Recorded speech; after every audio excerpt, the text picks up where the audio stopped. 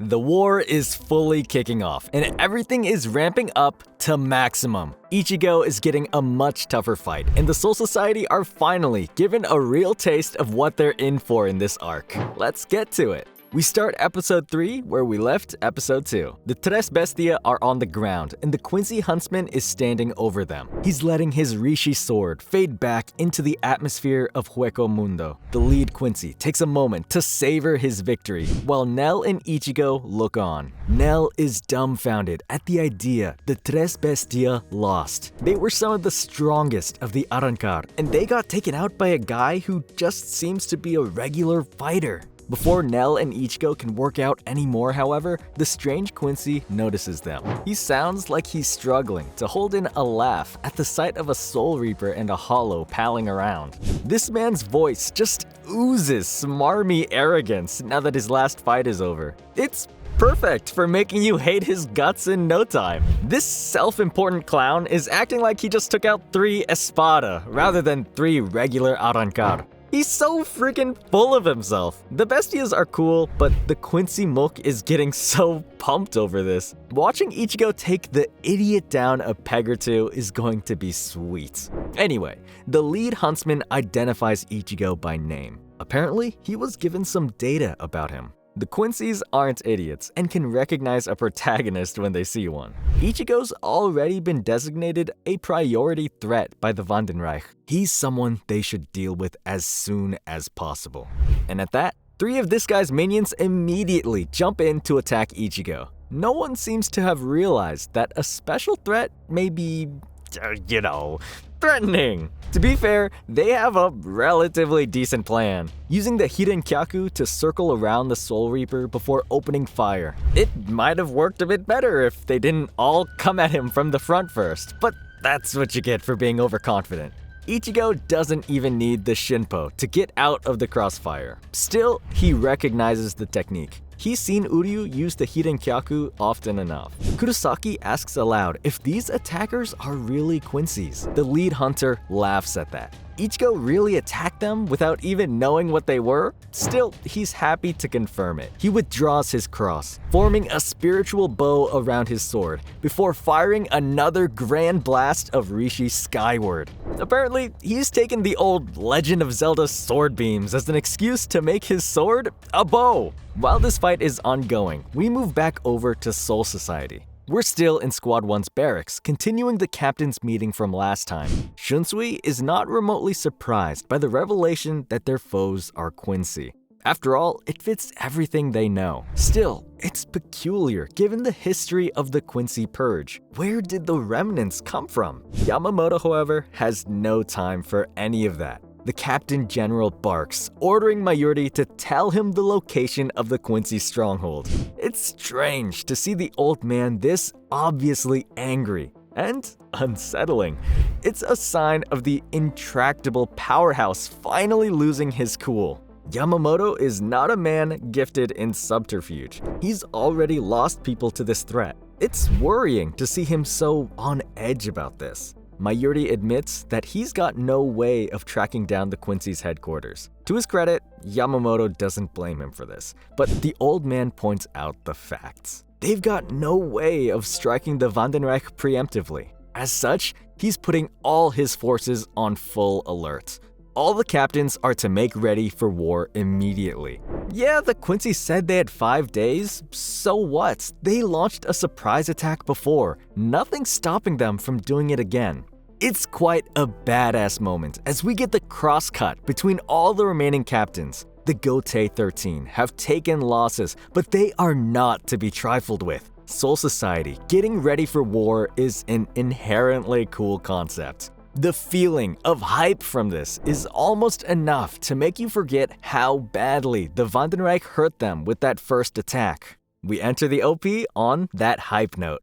Coming back from it, we return to Ichigo versus the overly smug glasses Quincy dude. Megane Quincy does the Megane pose, boasting that all his shots hit their mark. He scoffs, claiming that Ichigo can do better than this. He sees his foe's blade fall to the ground out of the smoke. Before the Megane Quincy can do anything further, however, he hears Ichigo's voice coming from above him. That's strange. I thought Quincy's only used bows. Glasses can't believe what he's seeing. Before he has time to react, Ichigo tosses one of his Heilig Pfeils right back at him. There's an impressive explosion, the blast kicking up the spiritual dust of Hueco Mundo. Even the echoed attack is impressive. Before the fight can go any further, Orihime and Chad finally arrive on the scene. Ichigo is happy to see them and promptly flings Nell right at Orihime. It's like he's tossing a football. This fight is intense enough. He probably shouldn't be carrying around a small child. He needs to take this guy seriously.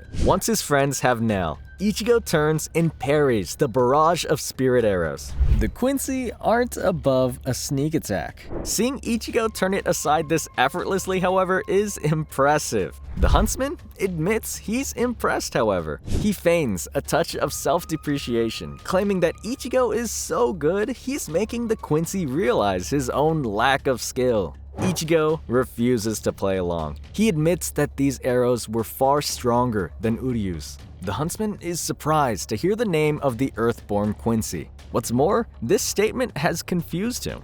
According to the Megane Quincy, his arrows couldn't be stronger than Uryu's. Ichigo asks him what he meant by that, but the huntsman is done talking. He sheathes his sword? The strange Quincy claims that he's done playing around and is under orders to kill Ichigo immediately. It's a confusing moment. Why would someone get rid of their weapon if they're being serious? The obvious conclusion is that the huntsman is still playing around somehow.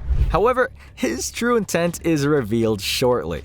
He's planning to use Let's Distill, a famous Quincy move. Uryu pulled it back in Soul Society during his fight with Mayuri. It was an impressive boost to his power, though it's quickly apparent this version works differently. The pillar is opaque, including a Rishi halo and cross. As it breaks apart, we see that the huntsman has taken a more complete angelic form, complete with 2 wings and a halo of Rishi. Hacks? I call hacks. This is clearly a fake Quincy bro who has no idea what Let's Distill is. Actually, the huntsman reveals that this form is named Vollständig. His former smug smile is gone. He's no longer overconfident. Ichigo has forced him to actually try, but he's content that this will level the gap between them.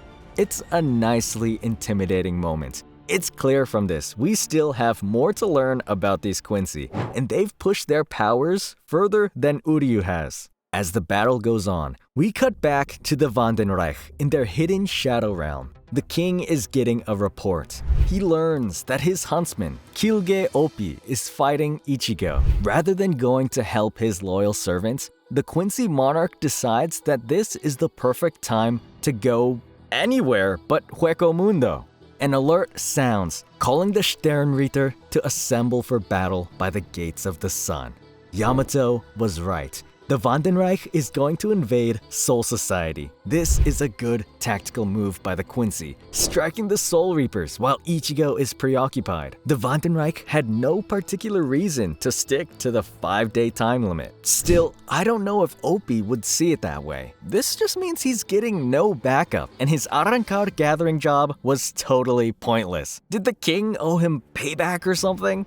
After the commercial break, we head back to the battle in Hueco Mundo. Thankfully, nobody's told Kilge yet that his whole job here was pointless. The Quincy is still facing down Ichigo, confident in the Vollständig's power. Orihime, Chad, and the Bestias are sheltering within Soten Kishun while they watch the fight unfold.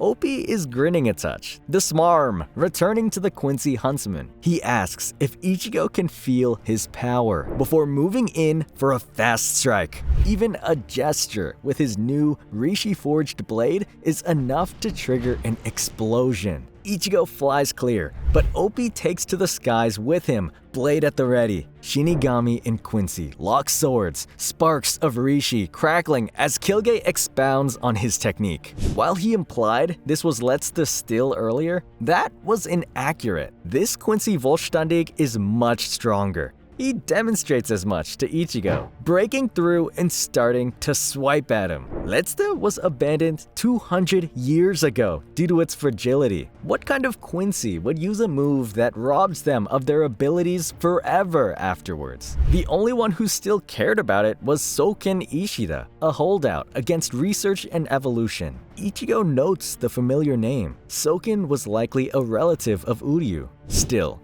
that information does him no good for the moment. Opie brings his blade down hard, claiming that the difference between Letzte and Vollständig is the difference between heaven and earth. But that's not enough to break Ichigo's guard. Now, having learned enough, the substitute Shinigami has some backtalk for Opie. All he needs to know is that it's different from Uryu's power. That's good enough for him. If Uryu turned into some creepy angel Nazi dude, Ichigo might cut him down by accident. The words clearly get to the Quincy. Opie doesn't reply, but Ichigo notes that he's let his sword grip go loose. That's just the opening an enterprising Shinigami needs. With the mighty Getsuga Tensho! Ichigo unleashes his Bankai right at the pompous Quincy. There's no medallion to drain it this time. Yet when the dust of Hueco Mundo clears, Opie is still standing. Even with Zangetsu against his neck, the Quincy seems completely unconcerned. Kilge falls back into snark instead, commenting that Ichigo should try actually aiming next time. All he's managed to do is scuff the Quincy's uniform. Still, he notes that there were no weaknesses for Ichigo to find, even if he had been aiming. That's how much confidence he has in the Vollständig. If Ichigo calls it creepy, well, as far as Opie is concerned, that's appropriate. Ichigo's a Shinigami. The form of a Quincy, a holy executioner, should look creepy to him. They're ancestral foes, after all. Explanation given. Kilge returns to trying to blow Ichigo away. This time, however, he's resolved to use the full power of the Vollständig. We see particles of Rishi being drawn from all around the scene. Even Orihime's shield is being pulled apart by this vortex. Like Letzte still before it, the Vollständig lets the user draw on even more of the spiritual energy around them. In a spiritual realm like Hueco Mundo, it's going to be especially powerful. The huntsman is soon done charging his attack, ready to fire one final barrage of gigantic arrows at our heroes. Before he can, however, a massive fist impacts against the glowing Rishi, breaking the arrow into pieces. Kilge has no idea what to make of that. He turns around, but unfortunately for him, the punch keeps going. The mighty blow has enough force to send the Quincy flying across the sands of Hueco Mundo, like a stone being skipped across a pond. For all his pride, Kilge can't deny that one hurt. The Quincy has lost his rose-tinted glasses. He takes a second to pick himself up, wondering how this could have happened. The one responsible doesn't try to hide himself. A massive, hulking monster, clad in what seems to be a deer skull, dominates the scene. The Tres Bestia are on their feet once more. They note that the Quincy wasn't thinking about them anymore, since he figured the three hollows were down for the count. Thus, they'd been able to summon this monster, Aion. One roar from this hollow creature is enough to make the humans wince. Ichigo asks aloud what this creature is. Emiru explains that Aion is made from the fusion of their right arms. This time, we witness the bloody stump, bringing things closer to the manga. When the anime first adapted Aion, the bestias just dissolved their arms in energy to summon them. No signs of censorship like that in New Bleach. Kilge remains unimpressed. He doesn't see any chance of a bestial monster like that standing a chance against his fancy new angel form. But he can barely finish boasting before Aion lands another blow on his smug butt, knocking the air from his lungs. After all that grandstanding and boasting, watching this guy get beaten up this bad is profoundly satisfying. Still, we can't have too much of a good thing at once. As such, we leave OP getting pounded into the sand to head back to Earth. Specifically, we're checking in on the Ishida Residence Library. Uryu is investigating all the old texts he can find. Unfortunately, he's gotten nowhere with it. He has to have spent a while in the archives by this point, but mutters aloud that there's nothing of importance here. As soon as he does, a figure shows up on the balcony above him. Ryuken Ishida, Uryu's father. The doctor notes that he told his son not to come in here. Naturally, Uryu doesn't respond to that. Instead, he just explains the situation. Hueco Mundo and Soul Society are at war with an unknown third power. He suspects his mystery aggressor are Quincy's somehow. Uryu's got no idea how that's possible, but he's resolved to investigate. His family records are the best option he has for learning more about the Quincy. But there's nothing relevant here. Uryu's desperate enough. He directly asks his father if he knows anything about these mysterious attackers. Ryuken, interestingly, doesn't deny it. All he says is that it has nothing to do with Uryu, and that he won't find any more information in the archives. We head back from this touching father-son bonding time, back to Soul Society. Specifically, we're at the Shoryu Gate, here to check in on the two new Shinigami. Ryunosuke has a question for Shino. He's not sure exactly why the Shinigami and Quincy have this long-standing animosity towards each other. Shino is about to berate her fidget spinner-headed friend for this, but admits she's not sure either. Thankfully, a fellow officer has arrived to give a basic explanation. It's Hideto Kajimaru, winner of Soul Society's first ever Sosuke Aizen lookalike contest. The senior Shinigami lays out the basic nature of the balance of souls for his two subordinates. There have to be an even number of souls in the living realm and Soul Society. Disrupting that equilibrium would merge the two worlds, effectively destroying both. It was an intimidating burden. Feeling the effects of that right now is Uryu, who is still in the archive. He's holding his Quincy cross, thinking back to his master. He's almost praying to his memory for guidance at this point. His friends need him now more than ever, and he has no idea what to do. But that's when it comes to him. His father had just said the answer wasn't in the archive. It could easily be somewhere else on the Ishida estate. In no time flat, Uryu is in the Ryuken Ishida's well-appointed office. As you'd expect from a well-to-do doctor, it's quite a fancy room.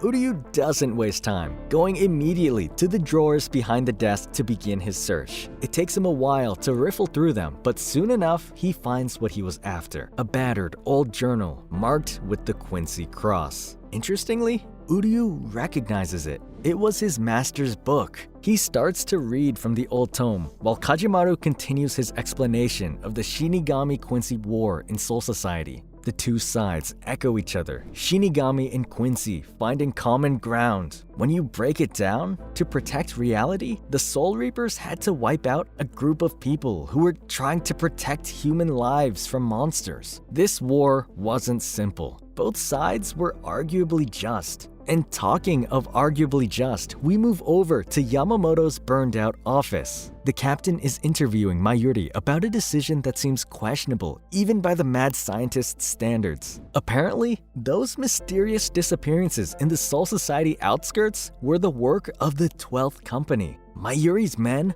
wiped out thousands of innocent villagers. That was how they planned to stabilize the border, following the Vandenreich's efforts to hunting hollows on Earth. Yamamoto is unhappy about the destruction of innocent souls. Mayuri, however, sees it in simple, logical terms. This had to be done to stabilize the border. There wasn't an alternative option available. The captain of research and department stands his ground. As far as he's concerned, this is all Yamamoto's fault. Mayuri had seen all of this coming as soon as he learned Uryu Ishida was alive. If anyone is to blame, it's the captain of the first company, both for ignoring Mayuri's words and for failing to kill that man 1,000 years ago.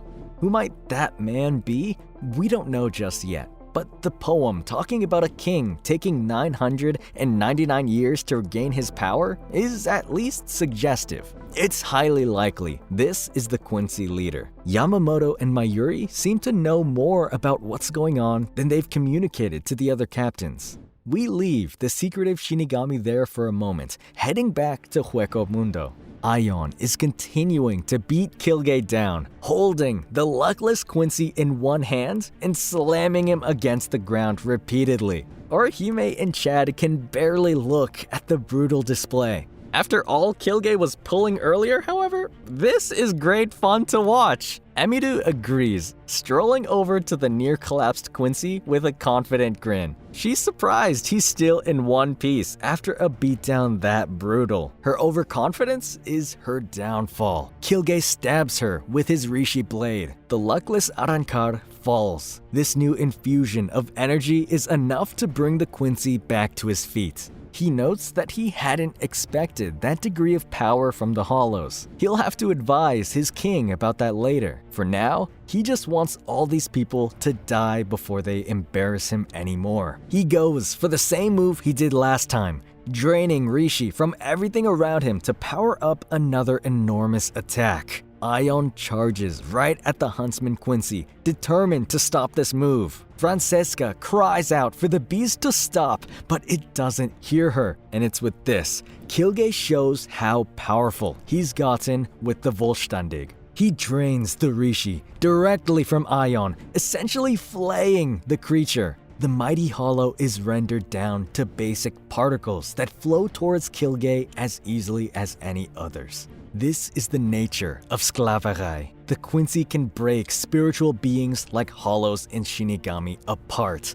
absorbing the energy that they're made of, just like any other Rishi. It even grants him their power. Kilgay's precious angel form is looking even creepier now, having incorporated Aion's jaw over his own. His two wings now have horrid green eyes peering out at them. He's stronger than ever thanks to this. The bestias withdraw, knowing when they're outmatched. Kilgay calls this a wise decision, but chides them. He's too powerful now for them to evade. We see the trio collapse as the Quincy's Rishi Drain pulls energy away from them. He'll kill them all this way if given a chance. This man thinks nothing of destroying a helpless opponent. Kilgay spent this whole fight showing us his arrogance, but here he turns it up a notch. He's, well, the man who was overseeing random executions last episode.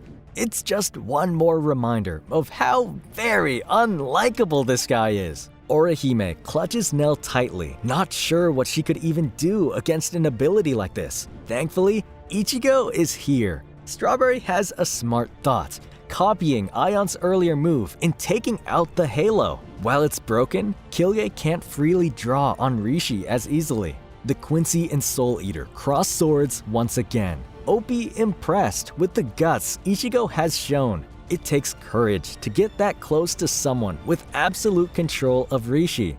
While the battle heats up, we move across the desert. Pesuke and Urahara have not been idle during all of this. They've retrieved Doronchaka and are heading back towards safety. As they move, however, Kisuke stops, looking back. He can sense something.